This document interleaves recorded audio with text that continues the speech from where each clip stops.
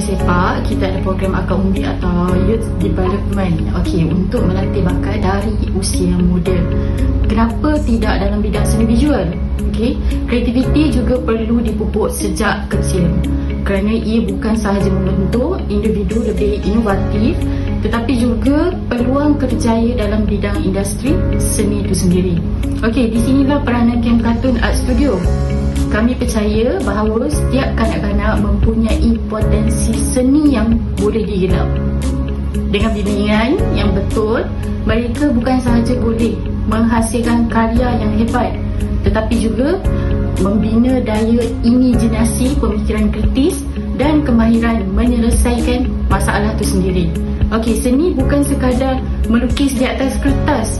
Ia adalah alat untuk mengekspresi diri dan memahami dunia dengan lebih kreatif lagi. Kami mahu membina generasi yang bukan sahaja menghargai seni, tetapi juga mampu menjadikan sebagai laluan kehidupan dan juga kerjaya itu sendiri.